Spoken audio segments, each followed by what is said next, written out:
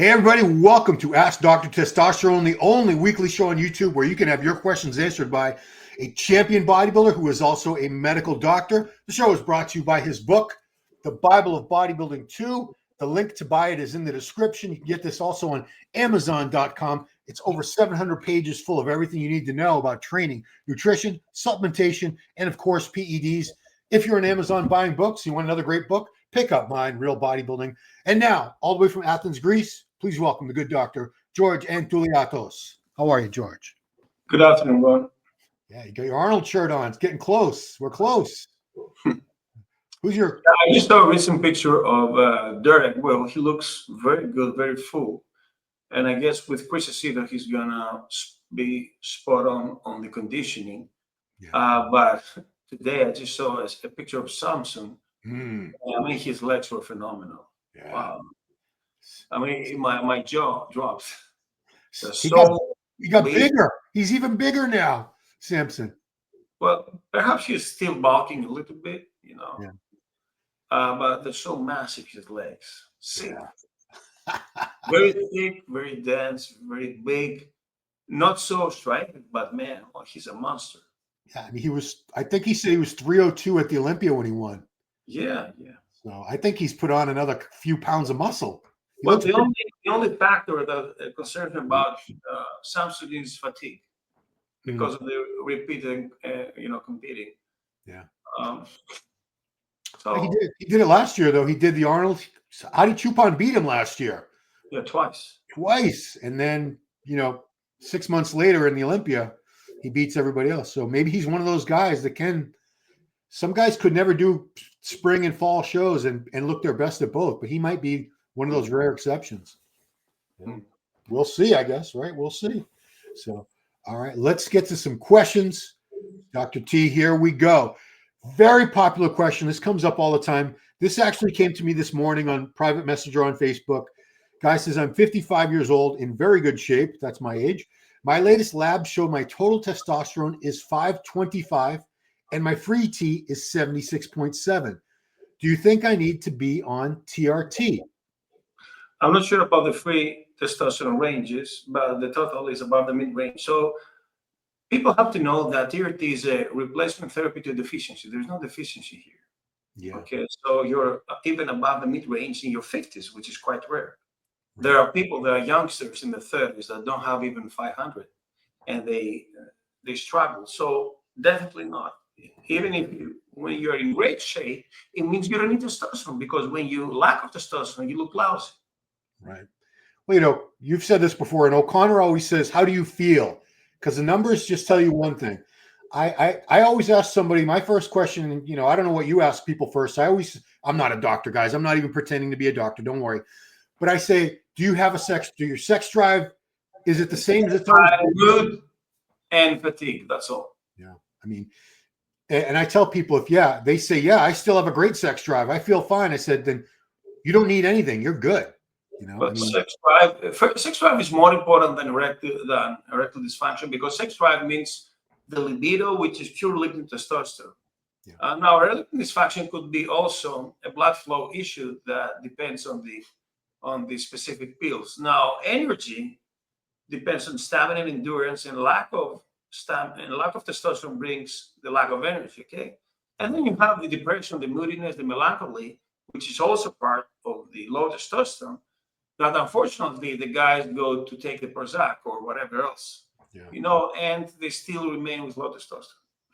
So another thing to clarify about sex drive is, if somebody has a low sex drive and erectile dysfunction, and they have low T and they don't know about it, or they know and they're not treating it, Cialis and Viagra aren't going to really help you in that situation, right? So you have a false, a technical erection, but you don't want to stick it. Yeah, well, if you have no interest in sex, it doesn't matter whether your penis is working great or not, because you're not going to want sex anyway. Exactly. Yeah. You don't want to flirt. You don't want the romance, this thing, Yeah. And, this guy's 55 years old, and his 525 is well within normal range. No doctor I know. There's a patient right there. Yeah. Yeah, I don't think any doctor is going to write you a prescription for testosterone if you have 525 level right there. Yeah. Yeah. And the fact that you look great means that obviously you have plenty of testosterone you don't need. Yeah. And I mean, we've talked about how the testosterone levels have been declining in young men, especially in the USA, because of our horrible diet and all the plastics and everything. So this guy's 55 and he has a 525. My son is only 25 years old. His test, the last time he had blood work was 500. So it was lower than this guy's. He might need TRT. I don't know. We'll see. He's got to get through a natural show first. We'll see. All right. Well, that's it, guys. So, sir, you probably don't need TRT. No, let's move on. Here we go.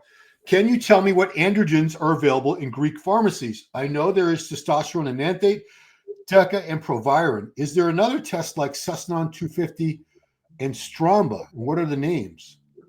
No, there's just testosterone Proviron. That's all. Oh, We Deca's. used to have Primabol, and we used to have Decatrabolin 25 years ago. But no, we don't. We never had Sustanon.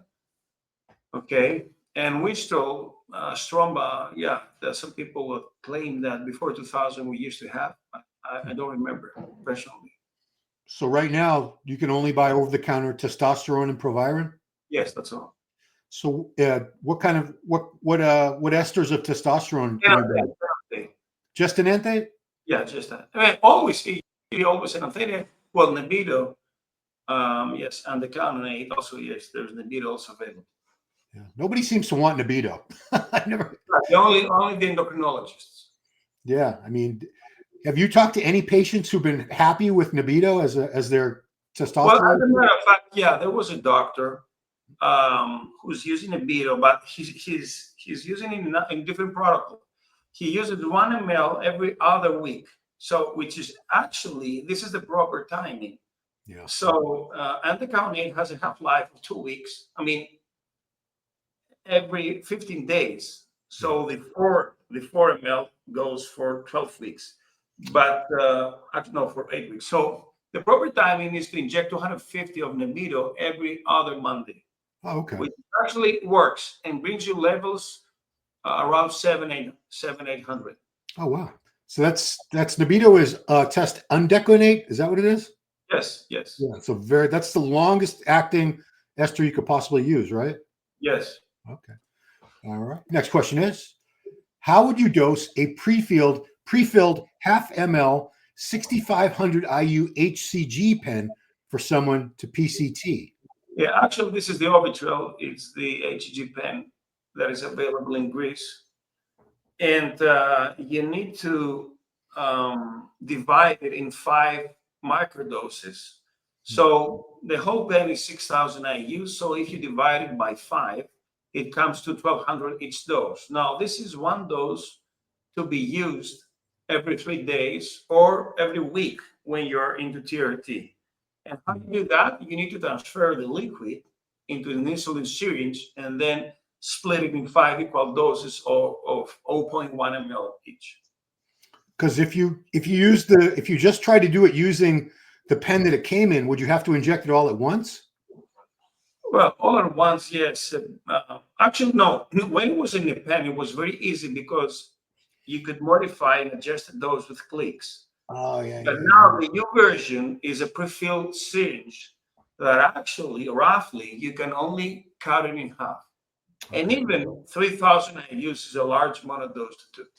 Yeah. I mean, what's the largest dose that most people would take at once? Like 1,500? Yeah, I would say 1,000 is the most. Then you create more estrogens because this testosterone in your balls will aromatize. Fair enough. Okay. Next up, we get questions about hair. Everybody's concerned about their hair. I had to go to Turkey to get new hair. That's actually my hair in the back. I'm 34 and have a full head of hair. I'm worried if I start TRT for low test levels that I could go bald. Is that true? Yeah, you're prone to this, but yet you can avoid this by the use of dutasteride and finasteride, minoxidil ketoconazole, but just use testosterone. Do not use DHEA or DHT.